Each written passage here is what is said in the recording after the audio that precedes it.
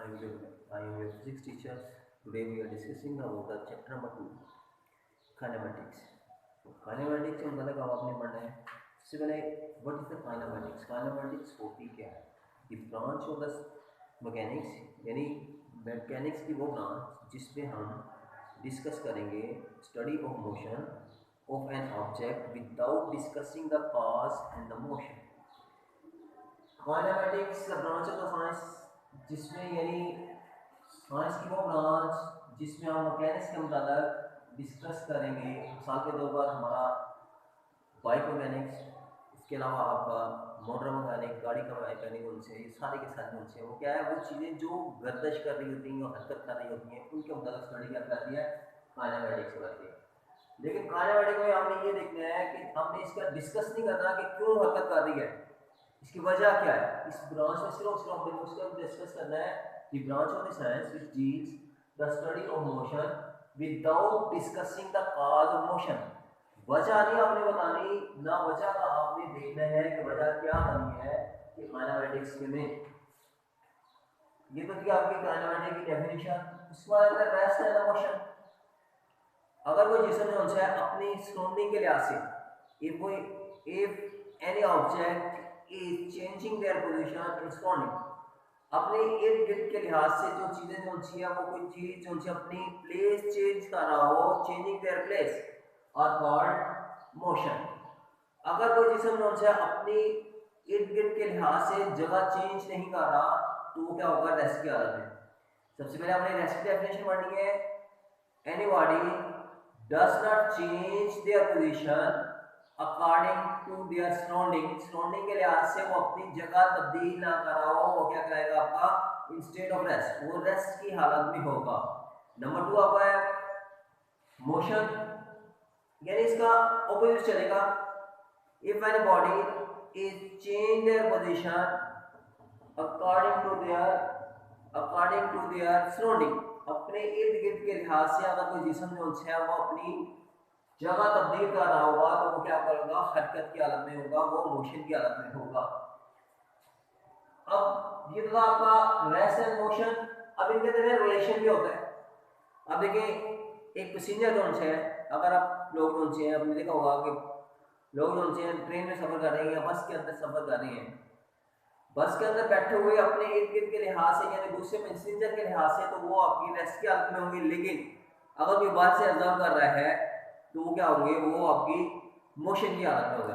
यानी सराउंडिंग के लिहाज से यानी एक जिसम जो है एक वक्त में जो है रेस्ट की हालत में भी है और मोशन की हालत में भी है. यानी ऑब्जर्वर के लिहाज से अगर कोई बाहर बैठा हुआ है यानी ट्रेन में सफर कर रहे हैं और पटरी के बाहर जो है या आप कोई आदमी जो है ऑब्जर्व करता है तो वो पैसेंजर जो है और ट्रेन जो है मूव कर रही होती है. लेकिन अगर कोई वही आदमी अगर पैसेंजर के अंदर यानी एक कैबिन के अंदर बैठा हुआ है, उस कैबिन के अंदर बैठे हुए तमाम के तमाम पैसेंजर जो है अपने सराउंडिंग के लिहाज से तो रेस्ट की हालत में है, लेकिन आउट ऑफ ट्रेन यानी ट्रेन के बाहर के लिहाज से वो मोशन की हालत में है. इसको आता है टाइप ऑफ मोशन. मोशन की जो है आपका रेस्ट एंड मोशन. इसमें आता है टाइप ऑफ मोशन में ट्रांसलेटरी मोशन. नंबर 1 आपकी translatory motion, number 2 rotatory motion, number 3 vibratory motion. अब ट्रांसलेटरी मोशन में क्या होगा कि एक जो है एक आदमी जो है वो हरकत कर रहा है या कोई ऑब्जेक्ट जो है हरकत कर रहा है इन स्ट्रेट लाइन.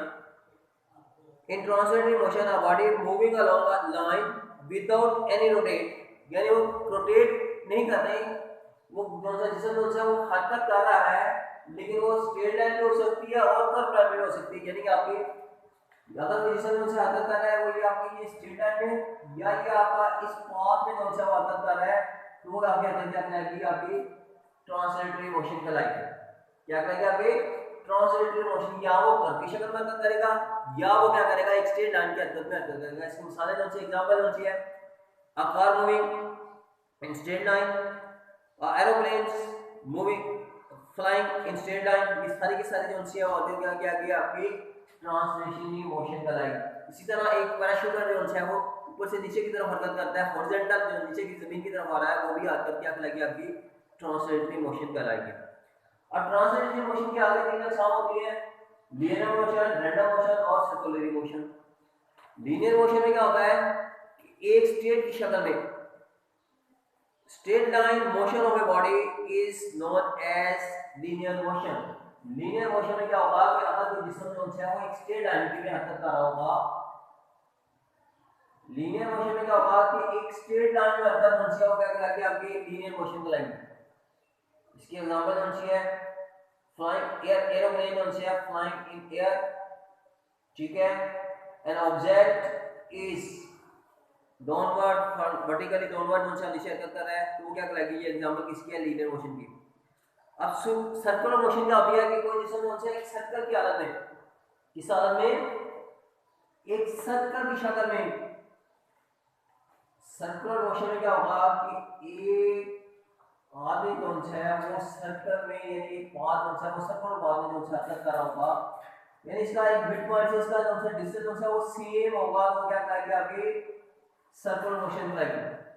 इसकी मिसाल कौन सी है, टॉय ट्रेन कौन सी है।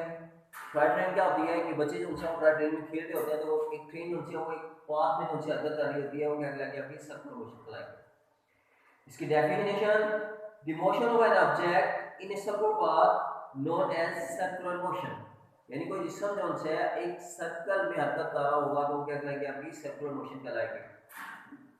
इसके बाद थर्ड, इसके एग्जांपल थर्ड टाइप कौन सी है, रैंडम मोशन। रैंडम वाली मोशन कौन सी है आपकी, ऐसी मोशन जिसमें कोई भी कौन सी ना तो वो स्ट्रेट लाइन में होगी और ना ही वो कौन सी है वो सर्कल में, दोनों इररेगुलर। रैंडम मोशन में क्या होगा, इररेगुलर मोशन। इसकी मिसाल कौन सी है आपके, बर्ड्स फ्लाइंग कर रहे हैं, डस्ट पार्टिकल, ये सारी की सारी क्या है आपके इररेगुलर मोशन में, ये सारी की सारी हो गया कहेंगे आपकी मोशन, क्या कहेंगे आपकी रैंडम मोशन। यानी ऐसी मोशन जिसमें कोई ऑब्जेक्ट जो है वो इररेगुलर, मिसाल के ऊपर ये आपका एक डस्ट पार्टिकल है, यूं गया फिर यूं गया फिर यूं गया यूं गया यूं गया फिर यूं वापस यूं आ गया फिर यूं गया, अगर नोटिस क्या कहलाएगी आपकी डस्ट पार्टिकल करके नोटिस हो गया कहलाएगी रैंडम मोशन। ये एक मसाला है। इस तरह बर्ड जो फ्लाई कर रहे हैं, वो कभी इधर जाते हैं कभी इधर जाते हैं कभी इधर जाते हैं, यानी उसकी एक स्ट्रेट लाइन में हरकत नहीं होती। इंसेक्ट्स कौन से हैं, जान जितने भी कौन से हैं परिंदे कौन से हैं फ्लाइंग इन एयर कौन से हैं, वो क्या कराते हैं आपकी ये सारी की सारी कौन से रैंडम मोशन होती है। अब दूसरी टाइप आपकी कौन सी है, रोटेटरी मोशन। इसमें क्या होता है, spinning motion of a body about it axis is called rotatory motion. यानी एक एक्सिस के अगर जो से आगे पीछे हरकत जो है वो क्या कराएगी आपकी रोटेटरी मोशन कराएगी। मिसाल के तौर पर आपका जो है सीलिंग फैन जो है वो हरकत कर रहा है, इसी तरह जो है आपकी एक स्विंगिंग जो है बच्चा जो है एक स्विंग में जो हरकत करता है, वो आगे पीछे हरकत कर रहा होता है, वो क्या कहती है आपकी रोटेटरी मोशन की मिसालें हैं। रोटेटरी मोशन क्या होती है कि a motion, a spinning motion of a body about its axis is called rotatory motion. अब इसकी मिसाल कौन सी है, एक कौन सा टॉय कौन सा है, टॉप कौन सा है लट्टू जिसे कहते हैं, उसकी हरकत कौन सी है, वो क्या कहलाती है आपकी रोटेटरी मोशन की मिसाल है। व्हील कौन सा है, इसकी मिसाल कौन सी है, वो आपकी रोटेटरी मोशन है। वाइब्रेटरी मोशन, वाइब्रेटरी मोशन क्या होती है, टू एंड फार, यानी एक मेन पॉइंट पर, यानी ये आपका एक मेन पॉइंट के आगे पीछे हरकत, टू एंड फार, यानी ये हरकत कौन सी है, वो क्या कहलाएगी आपकी वाइब्रेटरी मोशन कहलाएगी। यानी एक पॉइंट के पीछे आगे पीछे हरकत कौन सी है, वो क्या कहलाती है आपकी वाइब्रेटरी मोशन कहलाती है। इसकी मिसाल कौन सी है, क्लॉक ऑफ पेंडुलम कौन सा है, वो उसके अंदर स्विंग में कौन सा बच्चा कौन सा झूले के अंदर कौन सा झूल रहा होता है, यानी कि स्विंग ले रहा होता है, उसमें कौन सी हरकत कौन सी है, वो क्या कहलाएगी आपकी वाइब्रेटरी मोशन की मिसालें।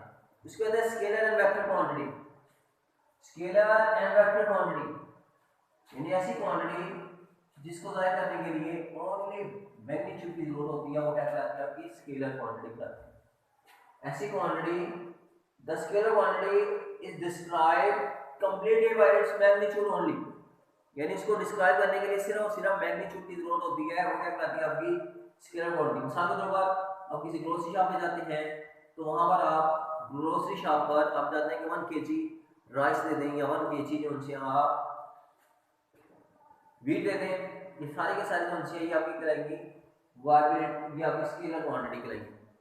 स्केलर क्वांटिटी क्या होती है? ऐसी क्वांटिटी जिसे जो सी है डिस्क्राइब करने के लिए ओनली मैग्नीट्यूड की जरूरत होती है, वो क्या कहलाती है? स्केलर क्वांटिटी कहलाती है। वेक्टर क्वांटिटी क्या होती है? इसके साथ उनसे स्केलर क्वांटिटी के मैग्नीट्यूड के साथ डायरेक्शन की भी जरूरत होती है। Those quantity which describe the vector quantity is described completely by its magnitude and direction। साल के तौर पर अब आपने कोई डिस्टेंस तय करना है, फासला आपने तय करना है, उसके लिए आपको डायरेक्शन भी होगी। उसके लिए आपने मशरक की तरफ जाना है, मगरब की तरफ जाना है, ईस्ट जाना है, वेस्ट जाना है, नॉर्थ जाना है, लाहौर से कराची जाना है, तो उसके लिए एक आपको पाथ रास्ता बताना पड़ेगा, एक डायरेक्शन बतानी पड़ेगी, उस डायरेक्शन में आपने सफर करना है। वो क्या करेंगे? आपकी vector quantity. How to represent in the vector quantity? Vector quantity को किस तरह रिप्रेजेंट किया जाता है? Representing of the vector quantity, इसको ग्राफिकली हमसे रिप्रेजेंट किया जाता है। किसके जरिए रिप्रेजेंट किया जाता है? ग्राफिकली से रिप्रेजेंटेड किया जाता है। किस तरह रिप्रेजेंट किया जाता है? By graphically. अब सबसे पहले इसको क्या किया जाता है? किसी भी वेक्टर क्वांटिटी को डिस्क्राइब करने के लिए एक स्केल ली जाती है, उसके बाद डायरेक्शन ली जाती है। सबसे पहला स्टेप क्या होता है? स्केल लेनी है। उसके बाद हमसे आपने नंबर 2 आपने क्या लेना है? डायरेक्शन लेनी है।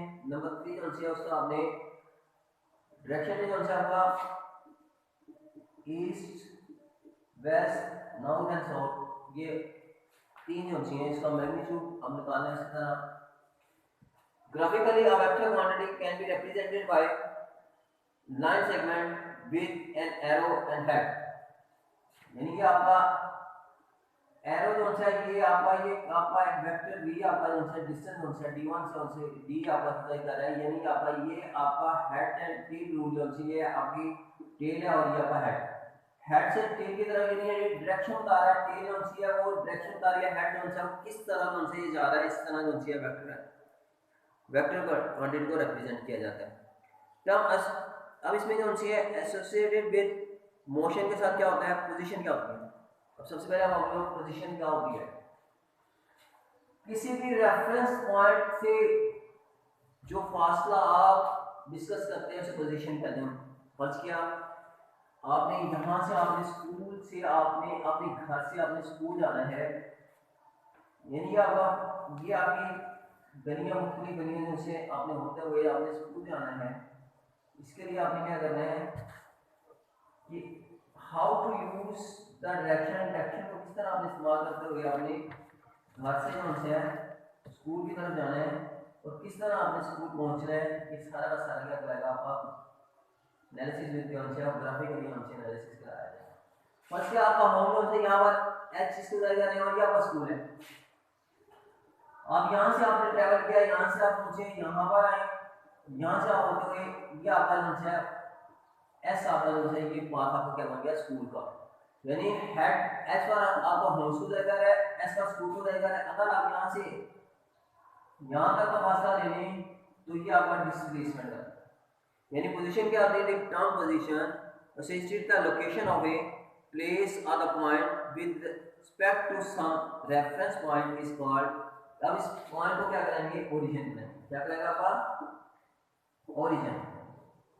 ओरिजिन क्या होता है कि रेफरेंस पॉइंट जो होता है उसे अगर आप फर्ज किया अगर आप कोई आपको कहेगा आपका स्कूल कहाँ पर लोकेटेड है, अब उसको रेफरेंस देंगे कि कनाल रोड पे आए, वहाँ पर जो है केक्स एंड बेक्स वाली गली के अंदर आ जाएं, उससे जो है आगे चलते हुए जो है वो फर्स्ट आपने जो है स्ट्रीट छोड़नी है, सेकंड छोड़नी है, थर्ड स्ट्रीट पर राइट साइड में नुकसान स्कूल है। आपने रेफरेंस क्या दिया?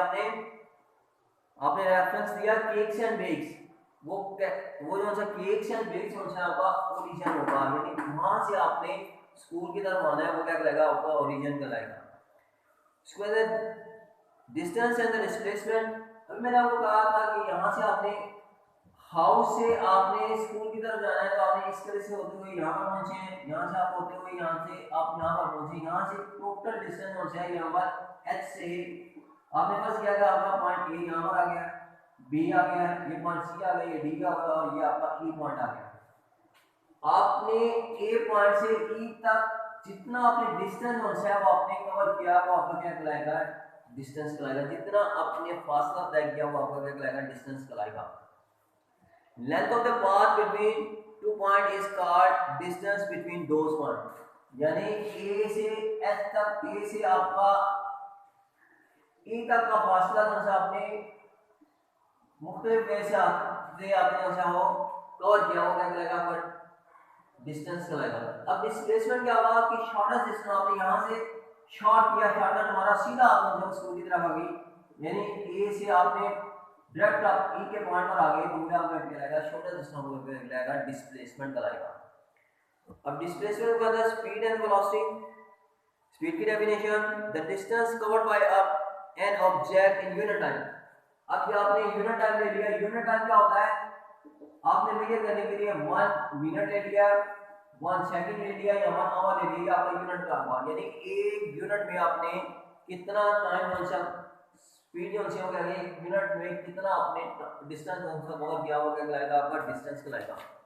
डिस्टेंस यानी स्पीड का फार्मूला क्या होता है, s इज इक्वल टू आपका डिस्टेंस आपने कवर किया और टाइम कितने टाइम में, s इज इक्वल टू v * t, आपने इस तरह से आपने इसका स्पीड की डेफिनेशन आपने कर ली। Thank you very much.